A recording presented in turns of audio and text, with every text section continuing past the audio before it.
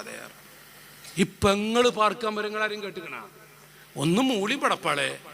ഈ വെക്കേഷൻ സമയത്ത് 10 ദിവസം പാർക്കാൻ വരിക എന്നെല്ലാം കേട്ടില്ലേ? പെങ്ങന്മാര് പേർക്ക് എത്ര മുസീബത്ത് വരല്ലട്ടാ, എത്ര മുസീബത്ത് വരല്ല. നഊദു ബില്ലാഹ്. നിങ്ങൾക്ക് മനസ്സിലായില്ല. ഈ കുട്ടി എന്നോട് പറയാ, നാളെ എൻ്റെ പെങ്ങള് പാർക്കാൻ വരുന്നുണ്ട്.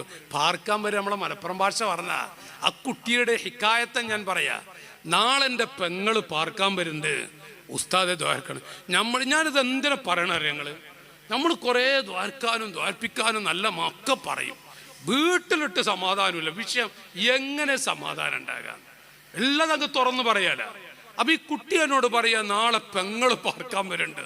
അപ്പൊ ഞാൻ അജബായിട്ടേ, പെങ്ങള് പാർക്കാൻ വരുന്ന എന്തേ ദ്വാരപ്പിക്കലുണ്ട്? എനിക്ക് പെട്ടെന്ന് ഓടിയില്ല. അല്ല, അങ്ങോട്ടേ ഓടിയില്ല, വല്ലാതെ അനുഭവിച്ചിട്ടില്ല. അപ്പൊ ഞാൻ കുട്ടീനോട് ചോദിച്ചു, മോനെ പെങ്ങള് പാർക്കാൻ വരുന്ന എന്തിനാ മോൻ ദ്വാരക്കാൻ പറഞ്ഞു വെച്ചു. അപ്പൊ കുട്ടി എന്നോട് പറയാ, ചെറുപ്പക്കാരനെ, കുട്ടീന്ന് ഞാൻ പറഞ്ഞ എൻ്റെ ചെറിയ അനുജന്റെ പ്രായം കൂടി ഇല്ല. അപ്പൊ കുട്ടി എന്നോട് പറയാ, ചെറുപ്പക്കാരൻ ഉസ്താദേ,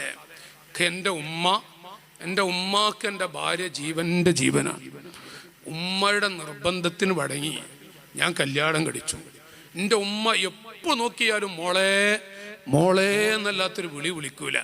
ഈ കുട്ടി പറയാ, എൻ്റെ ഭാര്യ അതെ ഉമ്മ ഉമ്മ എന്നും വിളിച്ചിട്ട് എൻ്റെ ഉമ്മാനെ അള്ളാഹു എനിക്ക് നൽകിയ ഒരു പെണ്ണെ, എൻ്റെ ഉമ്മാനെ വല്ലാതെ സ്നേഹിക്കുന്ന പെണ്ണായിരുന്നു. അങ്ങനെ റാഹത്തോടുകൂടെ ഉമ്മ വിളിക്കും മോളെ എന്ന്. എൻ്റെ ഭാര്യ ഉമ്മ ഉമ്മ എന്ന് വിളിച്ചങ്ങ് നടക്കും. അപ്പോഴാണ് കഴിഞ്ഞ കൊല്ലം വെക്കേഷൻ സമയത്ത് എൻ്റെ പെങ്ങള് എന്ന് പറഞ്ഞാലേ വാപ്പ മരിച്ചിട്ട് 3 പെങ്ങന്മാരെയും ഈ ചെറുപ്പക്കാരൻ, ഈ കുട്ടിയാണ് നമ്മൾ പച്ചയിൽ പറയാം, കഷ്ടപ്പെട്ട് അധ്വാനിച്ചിട്ട് 3 കെട്ടിച്ചു വിട്ടത് ഈ ആങ്ങളെ കുട്ടിയാണ്. ചില പെങ്ങന്മാർക്ക് ആങ്ങളെ തിരിയില്ല. ഇവിടെ തിരിയാതെ പോണ്ട, നിങ്ങൾ മുണ്ടണില്ല, അല്ലെങ്കിൽ ഉണ്ടല്ല. ചില പെങ്ങന്മാർക്ക് ആങ്ങളെ കുറിച്ച് തിരിയുന്നില്ല.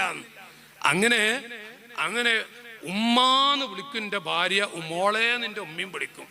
അങ്ങനെ ഇരിക്കുമ്പോ കഴിഞ്ഞ കൊല്ലം വെക്കേഷൻ സമയത്ത് 10 ദിവസം എൻ്റെ പെങ്ങള് പാർക്കാൻ വന്നു.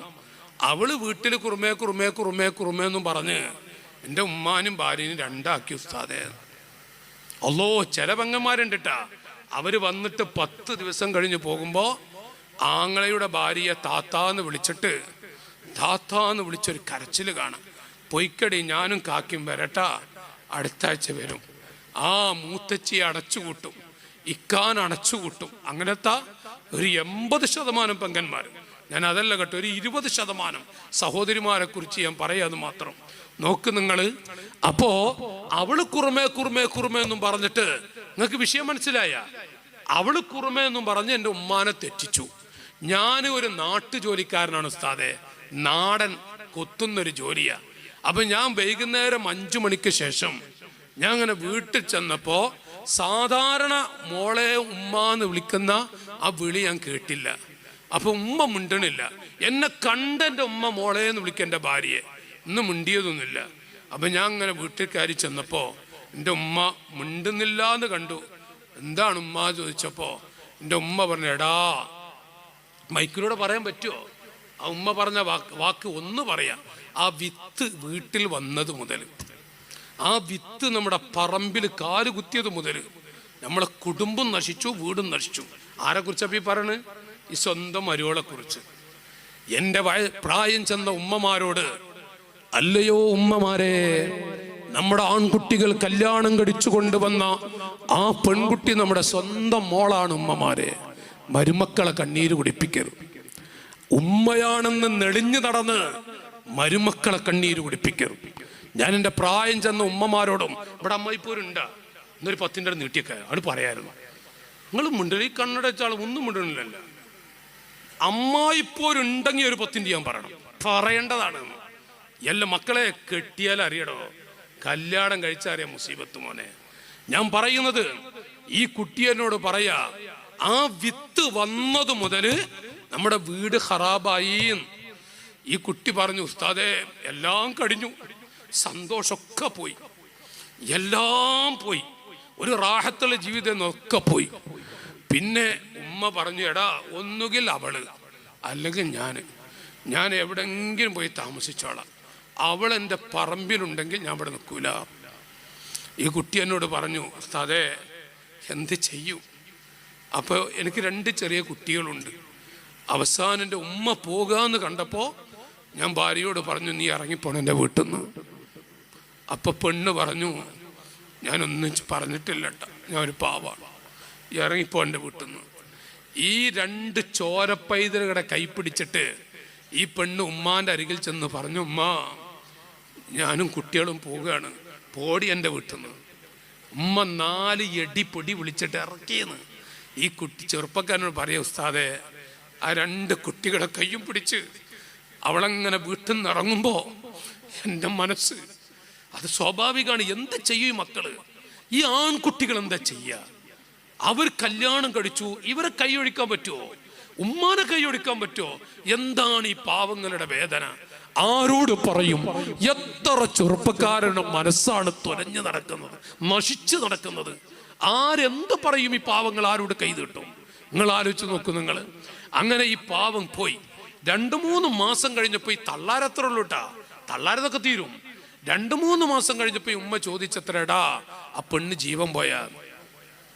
ഒക്കെ പറഞ്ഞ മനസ്സിലാണ്ട, ആ പെണ്ണ് ജീവൻ പോയാ? അപ്പൊ ഈ ചെറുപ്പക്കാരൻ പറഞ്ഞു, ഉമ്മ ഇപ്പോഴല്ലേ അവള് മോശമായി തോന്നിയത്? നിങ്ങൾ ബാത്റൂമിൽ വീണിട്ട് അങ്ങനെ സംഭവം എന്നോട് പറഞ്ഞു. 5-6 മാസം നിങ്ങൾ കിടന്നപ്പോ നിങ്ങളെ പെൺകുട്ടികളൊന്നല്ല, അവളല്ലേ നിങ്ങൾ ഏറ്റി നടന്നിരുന്നത്. എന്നിട്ട് ഈ കുട്ടി എന്നോട് പറഞ്ഞു, ഉസ്താദേ എൻ്റെ ഉമ്മ ബാത്റൂമിൽ വീണപ്പോ എൻ്റെ ഉമ്മ വീണ സമയം 4-5 മാസത്തോളം എൻ്റെ ഉമ്മാനെ ഏറ്റി നടന്നിരുന്നത് എൻ്റെ ഭാര്യയായിരുന്നു. ഒരു ദിവസം ഞാൻ കിടക്കുന്ന റൂമിൽ എഴുന്നേറ്റപ്പോൾ ഭാര്യനെ കണ്ടില്ല. ഞാൻ അവളെ വിളിച്ച് അടുക്കളയിൽ ചെന്ന് നോക്കി, ബാത്റൂമിൽ ഒന്നുമില്ല. അവസാനം എൻ്റെ ഉമ്മ കിടക്കുന്ന ആ റൂമെന്നിങ്ങനെ വാതിൽ തുറന്നു നോക്കുമ്പോൾ എൻ്റെ ഉമ്മാൻ്റെ പരിസരത്ത് ചുരുണ്ട് കിടക്കുന്നുണ്ട് എൻ്റെ ഭാര്യ. ഞാൻ അവളെ മെല്ലെ, ഇതെന്നോട് പറഞ്ഞാണ് ആ ചെറുപ്പക്കാരൻ, ഞാൻ അവളെ മെല്ലെ തട്ടി നോക്കിയപ്പോ അവള് കണ്ണു തുറന്നിട്ട് പറഞ്ഞു, പോയി കിടന്നോളി, ഉമ്മാനെ നോക്കാൻ ഞാനല്ലേ ഉള്ളൂ, ഉമ്മാനെ ബാത്റൂമിൽ നിന്ന് കൊണ്ടുപോകണം ഞാനല്ലേ ഉള്ളൂ. ഉസ്താദേ എൻ്റെ മനസ്സിലൊരു സന്തോഷം, അല്ലാഹു തആല ഇങ്ങനത്തെ ഒരു പെൺകുട്ടി എനിക്ക് നൽകിയല്ലോ, അൽഹംദുലില്ലാഹ്. ഈ കുട്ടി എന്നോട് പറയാൻ റൂമിൽ ചെന്ന് കിടന്നു. പിന്നെ പെട്ടെന്നൊരു ഒച്ചപ്പാടും ബഹളും. ഞാൻ വാതിൽ തുറന്നു നോക്കുമ്പോൾ എൻ്റെ ഉമ്മ നല്ല തടിയുള്ള ഉമ്മയാണ്. എൻ്റെ ഉമ്മാനെ ഭാര്യ തോളിലേറ്റിയിട്ട് ആശുപത്രിയിലേക്ക്, അല്ല ബാത്റൂമിലേക്ക് ഇങ്ങനെ പോകുന്നുണ്ട്. അത് മാത്രമല്ല ഉസ്താദേ, ഞാൻ കണ്ടൊരു കാഴ്ച, എൻ്റെ ഉമ്മ ഇങ്ങനെ മൂത്രമൊഴിക്കുന്നുണ്ട്. എൻ്റെ ഭാര്യയുടെ മാറിടത്തിലൂടെ മൂത്രം ഇങ്ങനെ ഒഴുകുന്നത് ഞാൻ കണ്ടു.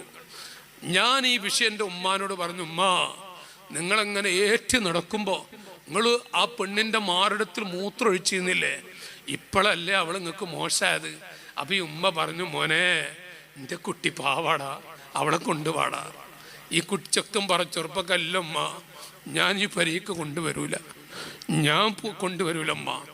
ഈ ഉമ്മ മകന്റെ കീശയിൽ നിന്ന് കാശ്, ഓട്ടോറിക്ഷയിലേക്കുള്ള കാശ് എടുത്തിട്ട് ഓട്ടോ വിളിച്ചു പോയി ആ പെൺകുട്ടിയെയും 2 കുഞ്ഞുങ്ങളെയും കൊണ്ടുവന്നു. ഇപ്പൊ പഴയ ശൈലി കുട്ടി എന്നോട് പറയാ, ഉസ്താദെ ഇപ്പൊ വീട്ടിൽ ചെന്ന ആ പഴയ ശൈലി ഉണ്ടല്ലോ, മോളെ മോളെ ഉമ്മ എന്നുള്ള വിളി, ആ വിളിയാണ് ഉസ്താദെ. ഇപ്പൊ നല്ല റാഹത്തിലാ. അപ്പോഴേക്കും നാളെ അവള് പാർക്കാൻ വരുന്നുണ്ട് ഉസ്താദെ, ദ്വാരക്കണം. നിങ്ങൾക്ക് പറഞ്ഞ ഈ കണ്ണടക്കപ്പെടാ തിരിഞ്ഞേ, ആ പെങ്ങള് പാർക്കാൻ വരുന്നുണ്ട്, ദ്വാരക്കണ. ഞാൻ പറഞ്ഞ മനസ്സിലായ ബീബി? ഈ പെങ്ങന്മാര് പാർക്കാൻ വരും. ഇവിടെ ഉണ്ടാ ഇരിക്കണോ കണ്ടെങ്കിൽ പൂച്ചക്കുട്ടികളെ പോലെ.